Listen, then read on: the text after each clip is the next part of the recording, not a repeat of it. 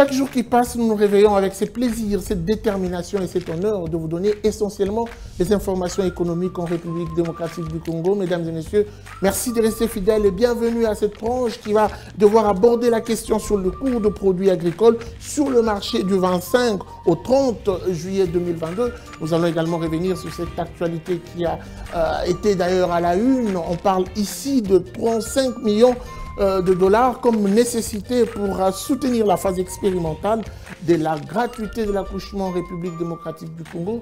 Nous serons également en ligne avec un opérateur économique qui nous appelle depuis Canada, qui nous parle bien sûr de sa petite expérience dans la commercialisation du poisson. Avant tout, prenons d'abord les nouvelles en bref. C'est tout de suite.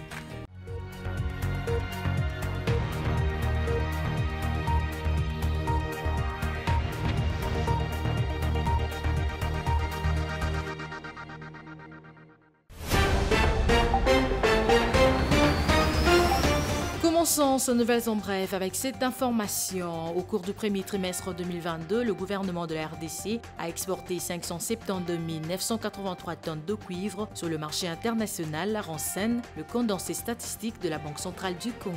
D'après ces documents de la Banque centrale du Congo, les exportations du cuivre congolais ont enregistré un chiffre record au premier trimestre 2022 par rapport à son niveau de recours de la même période de l'année dernière. Autre information, après un moment de flottement sur le marché international, le principal produit agricole exporté en République démocratique du Congo devrait continuer d'évoluer sous un faux rythme sur le marché pour la période allant du 25 au 30 juillet 2022, renseignent les projections de la Commission nationale de Mercurial du ministère du Commerce extérieur.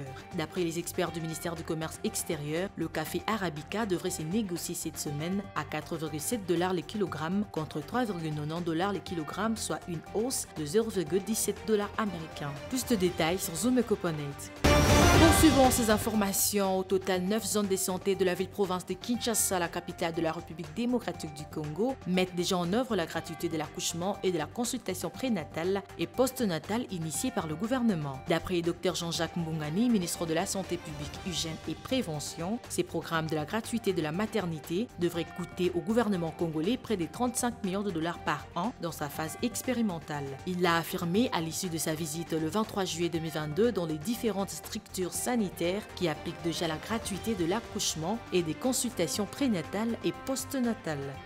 Et pour finir, la communauté économique des États de l'Afrique centrale exige le retrait immédiat du groupe terroriste M23 de toutes les positions actuellement occupées dans l'est de la République démocratique du Congo, conformément au communiqué final du sommet de Nairobi. Cette position radicale de la communauté économique des États de l'Afrique centrale a été exprimée au terme de travaux de la 21e session ordinaire de la conférence de chefs d'État et de gouvernement organisée le lundi 25 juillet 2022 à Kinshasa, la capitale de la RDC.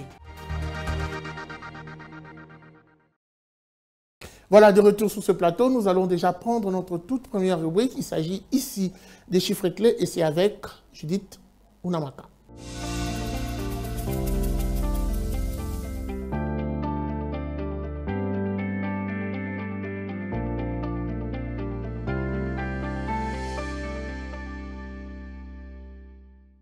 Judith Unamaka, bienvenue. Merci Guy. Alors on va commencer par donner aux téléspectateurs qui nous suivent en ce moment le taux parallèle et le taux officiel. Qu'est-ce que l'on doit retenir? En procédant par la réactualisation du taux de change tant à l'officiel que sur le marché parallèle, l'on constate qu'à l'officiel, 1 dollar s'altère à 2004 francs congolais, un franc CFA vaut 3,12 centimes et 1 euro à 2052 francs congolais. Et dans l'espace marché parallèle, nous avons pointé aujourd'hui Kimbondo et dans cette partie de la ville, 1 dollar s'altère à 2037 francs congolais, un franc CFA se coopère à 3,29 centimes et 1 euro vaut 2072 francs congolais. Alors revenons à la thématique cette fois-ci pour parler de l'évolution de produits agricoles sur le marché du 25 au 30 juillet 2022. Après un moment de flottement sur le marché international, les principaux produits agricoles exportés de la République démocratique du Congo devraient évoluer sous un faux rythme sur le marché international de la période allant du 25 au 30 juillet 2022. Et d'après les experts de la Commission nationale des mercuriales du ministère du Commerce extérieur, le café Arabica devrait se négocier cette semaine à 4,7 $ le kilogramme contre 3,90 $ le kilogramme, soit une baisse de 0,17 $. Le café Robusta, qui affiche aussi une tendance à la hausse, devrait se marchander à 1,99 $ le kilogramme contre 1,97 $ le kilogramme la semaine passée, soit un écart de prix de 0,02 $.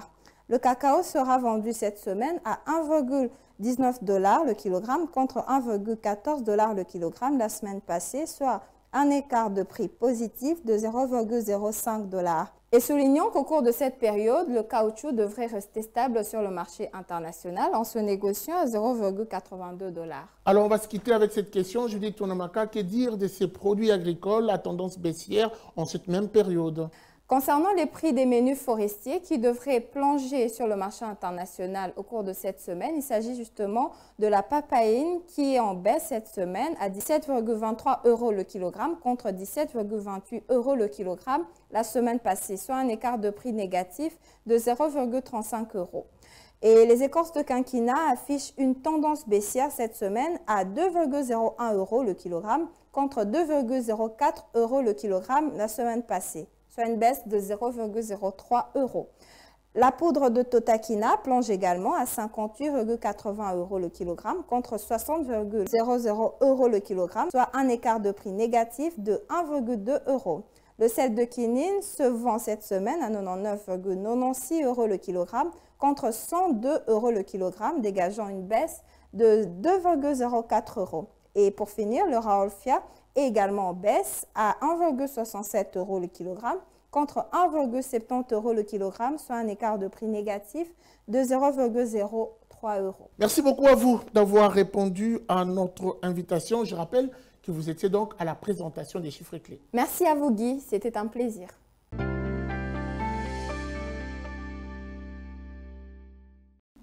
Après elle, nous allons poursuivre. Cette fois-ci, c'est pour prendre Judith Piombo qui va nous parler, bien sûr, de ces 35 millions de dollars comme nécessité pour faire aboutir la gratuité de l'accouchement en République démocratique du Congo. C'est tout de suite.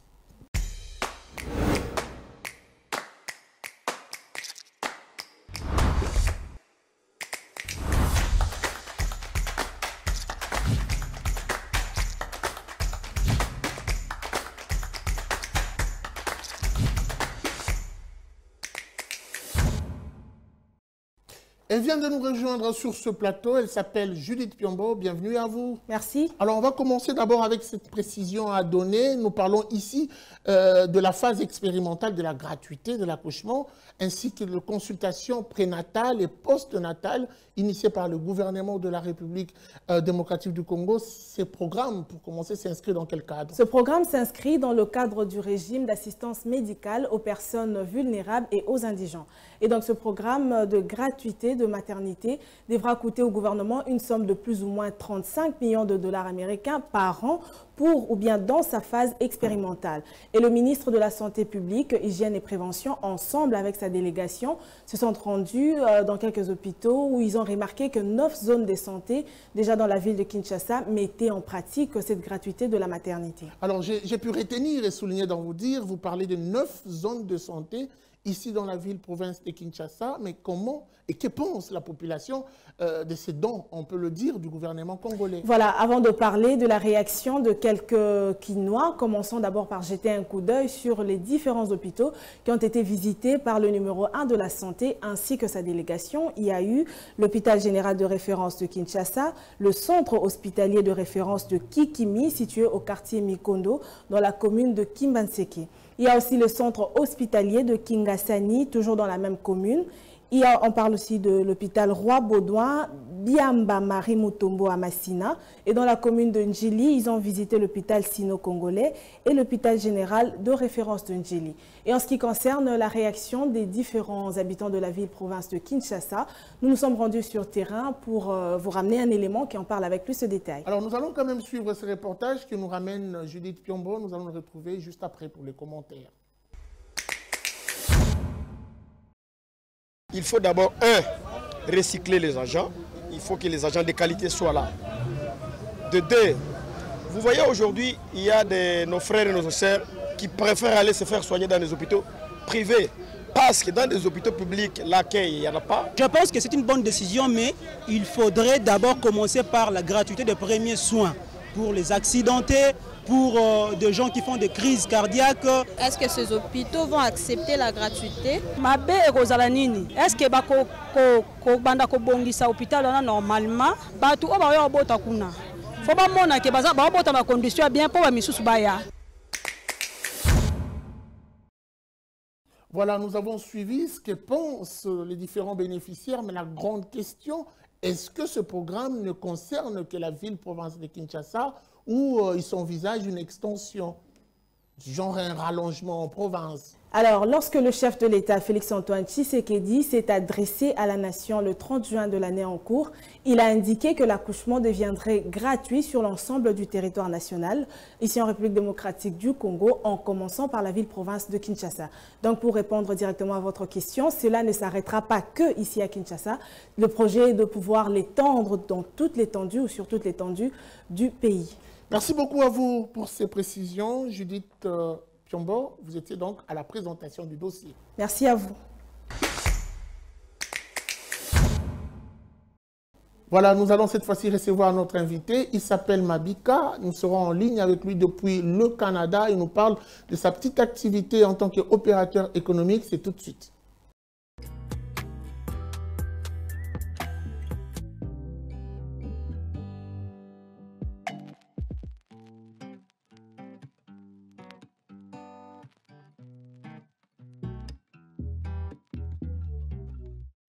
Alors, nous sommes déjà en ligne avec vous, Monsieur Mabika. Bonjour. J'aimerais que l'on commence avec une brève présentation de vous.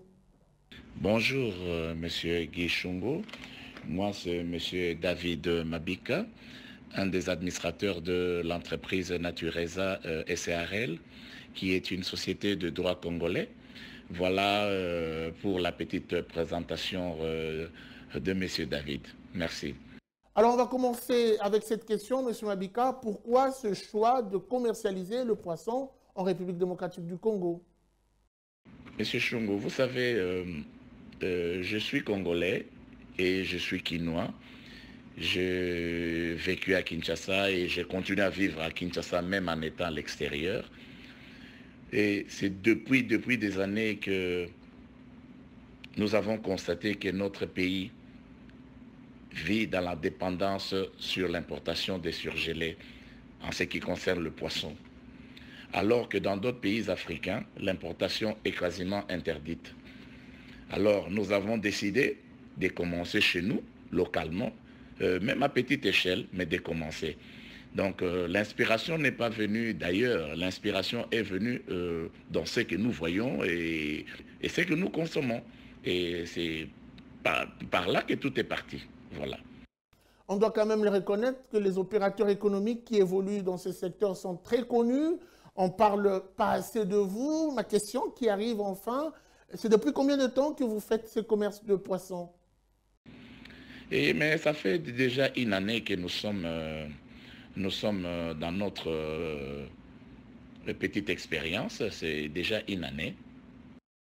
Alors, quel est le type de poisson que vous commercialisez spécialement?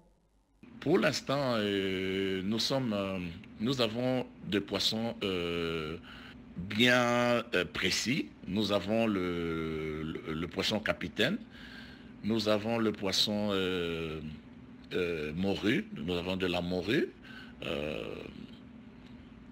dont nous présentons, pour le moment, nous avons commencé avec ces deux espèces, donc en frais et en fumé.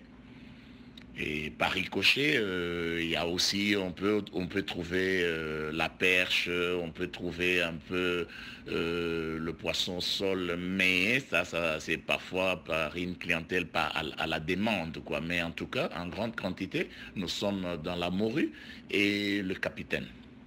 Et plus précisément, capitaine noir pour le fumé et capitaine blanc et pour le poisson frais. Est-ce que dans votre plan directeur, vous avez prévu d'industrialiser cette activité que vous menez justement? Pour l'instant, comme je venais de vous le dire, que nous sommes à notre première année, nous n'avons pas encore atteint la vitesse de croisière dont vous parlez industrielle, je ne crois pas maintenant, mais nous travaillons avec des partenaires qui ont la capacité semi-industrielle des captures de poissons.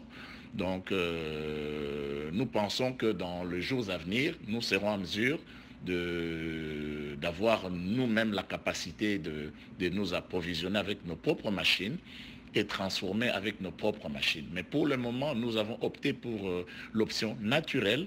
Nous transformons tout naturellement en utilisant la nature.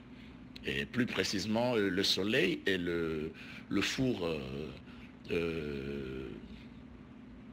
pour le fumage. Voilà.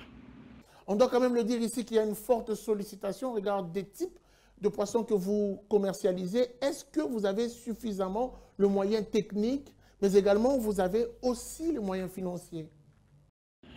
Oui, M. Chongo, on s'installe en République démocratique du Congo, mais là vous parlez de moyens. Et vous savez, le moyen,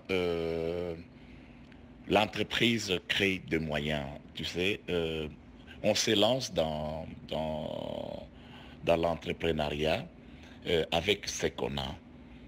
Et au fur et à mesure, les moyens vont accroître. Et nous savons que devant nous, le défi est grand. Et je ne veux pas parler de problèmes financiers ici, hein, je crois, parce que toute entreprise, petite ou grande, peut avoir toujours des problèmes de finances, mais je ne crois pas que pour le moment, nous avons ces problèmes-là, parce que nous allons aller en étapes. Donc nous avons commencé à court terme, nous avons des projets à long terme, nous mettons le moyen pour le court terme et le moyen pour le long terme. Je crois que jusque-là, on n'a pas de soucis de ces côtés-là. Et pour nous contacter, c'est pas compliqué. Nous avons notre siège social qui est à Kinshasa. Et pour notre numéro de contact à Kinshasa, c'est le 81 530 58 86. Donc je peux encore le répéter, c'est le 81 530 58 86. Donc pour tout contact, si besoin il y a, et appelez à ce numéro-là, et il y a un responsable de l'entreprise qui est sur place à Kinshasa, parce que nous, notre siège d'exploitation est situé à Mwanda, dans le Congo central. On doit quand même le dire que desservir toute la République démocratique du Congo, ce n'est pas la porte à côté. Et au regard même du type de poisson que vous commercialisez, est-ce que, c'est ma dernière question, vous avez suffisamment le moyen technique pour y arriver, mais également le moyen financier? Oui, M. Chongo, nous nous installons au pays, au Congo. Vous demandez ici pourquoi nous avons choisi ces moments ici précis. Et bon, moi je dirais que nous n'avons pas choisi ces moments ici précis, non. C'est quand on s'est senti prêt pour commencer, et on est venu. Donc c'est chez nous, et le besoin, la demande est là, le besoin est là, les opportunités sont là. Et nous avons dit, avec de petits moyens, commençons. Et quand vous parlez de moyens, je sais que toute entreprise a des problèmes. On peut avoir des problèmes financiers à différents niveaux. Mais vous savez, au pays, nous avons des institutions. J'en profite d'ailleurs pour tendre la main de notre entreprise, jeune entreprise, parce que nous avons des institutions qui sont ici pour appuyer les PME dans ce genre de business. Et voilà, nous avons notre ministère de PME, nous avons notre ministère de pêche et élevage, nous avons le ministère de l'industrie, nous avons le ministère de l'économie, pourquoi pas. Et voilà, donc avec tout ça, et nous avons le FPI, nous avons l'ANAPI, et je crois que en nous installant au pays, nous allons aller vers tous ces partenaires étatiques pour essayer de voir comment l'entreprise peut devenir très grande pour qu'on puisse servir toute la République comme vous le demandez. Et je crois que c'est pas impossible. Merci beaucoup à vous, Monsieur Mabika, d'avoir répondu à notre invitation. Merci.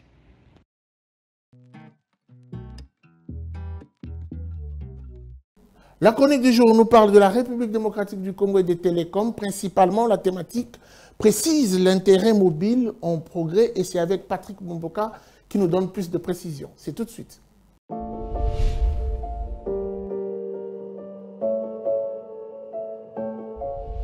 Bonjour.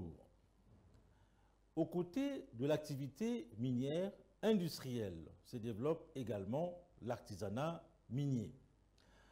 En République démocratique du Congo, le développement de l'artisanat minier est freiné selon les autorités par plusieurs maux.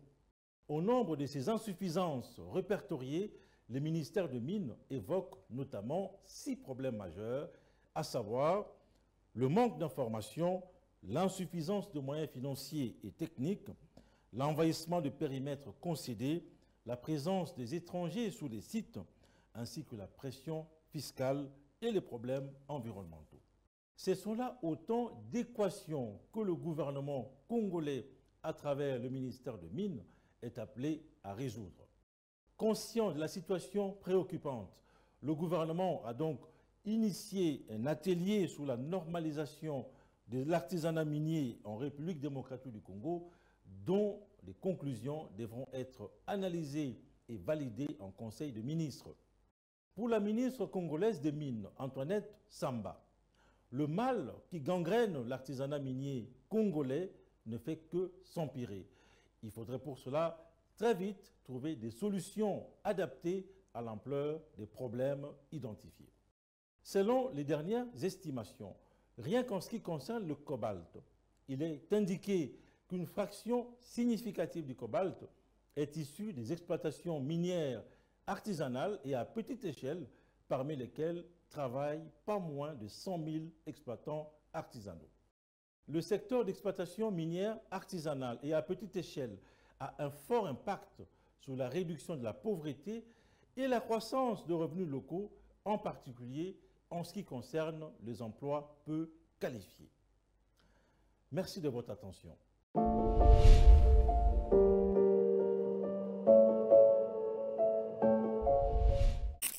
Suivez-moi tout le jour à travers Zoom Wende sur Zoom Eco Live. Abonnez-vous sur notre chaîne YouTube. Zoom Eco Live, la référence de l'actualité économique en RDC.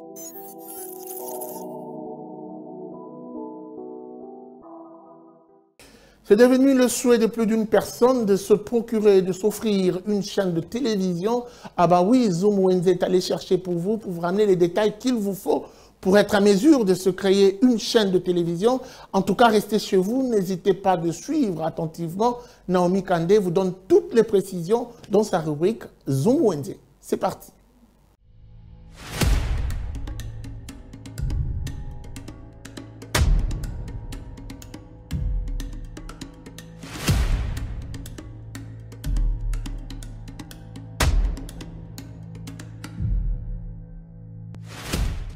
Si vous souhaitez vous lancer dans le domaine de la télévision, que ce soit analogique ou numérique, ce numéro de Zoom Wende vous sera d'une grande aide où nous vous proposons le prix des différentes composantes essentielles à la création d'une chaîne de télévision.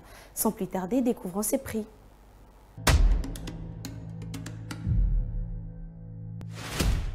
Commençons avec le prix de micro, où un micro-cravate se vend à 150 $.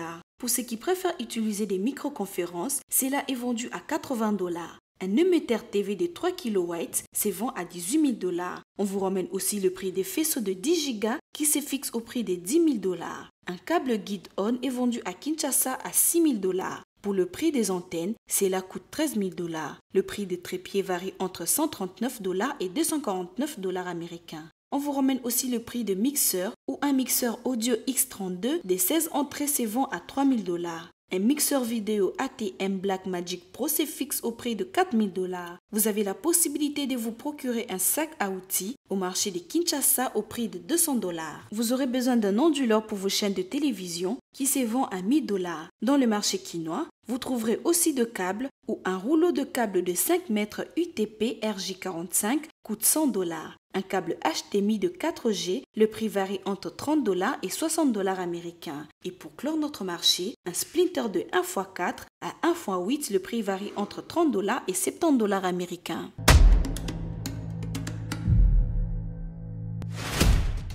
Merci de nous avoir suivis sur Zoom Wednesday. Prenons rendez-vous pour un prochain numéro.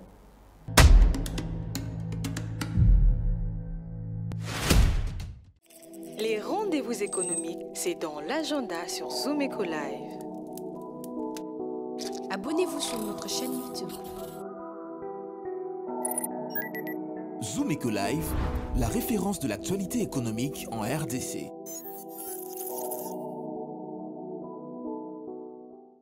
Allez, il est temps de noter les différents rendez-vous et spécialement aujourd'hui 26 juillet 2022, Adassa Grace vous apporte plus de précisions. L'agenda, c'est tout de suite.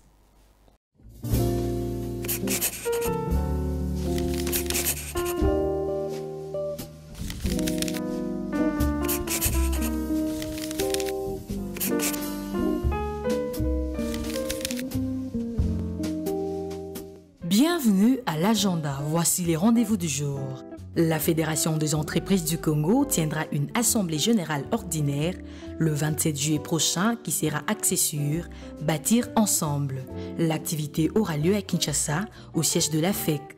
Autre rendez-vous à prendre avec UBA Insight qui tiendra Business Série ce jeudi 28 juillet 2022 à partir des 12 h. Cette activité sera axée sur « Comment gérer ses finances personnelles ». Cette fois-ci, notons une formation sur les finances de jeunes entrepreneurs qu'organise Credo DRC ce jeudi 28 juillet 2022 à partir de 13 h à Kinshasa. Et pour finir, Futur Femal DRC organise une nouvelle session sur l'avenir du commerce et les digital le 29 juillet prochain à partir de 20 h sous un format virtuel et sera axé sur la RDC doit adopter les pouvoirs de la vente numérique. Merci de nous avoir suivis. Au revoir. Petite surprise, avant de nous quitter, il s'agit ici de la rubrique Article 15 qui nous présente un volontaire qui a accepté de nous ouvrir sa porte pour nous parler de sa manière de s'organiser pour être à même de faire face aux vicissitudes de la vie. Ah ben oui, vous devez le voir pour y croire, c'est parti et c'est tout de suite.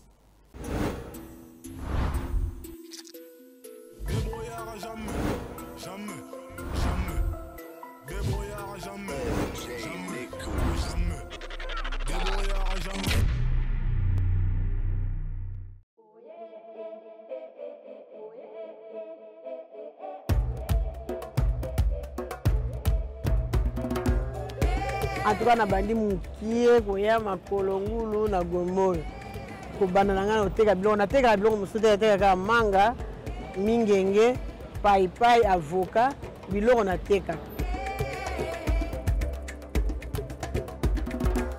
na ume na mombongo nesungaka mpona bana esungaka na mombongo kaka oyo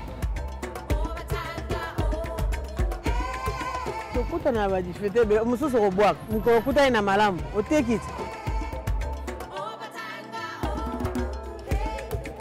nga na kopesa conseil na bamama wana oyo avai na ndako atosala tunde biso mpe tozosala matongo obimi mwa mingenge oyo olukiluki kaka batandi mwa paipai otandi ndenga natandaka nautaka mosika na bumbu naya awa ozwi bisi mpona kodebreka biloko mike mike oyo.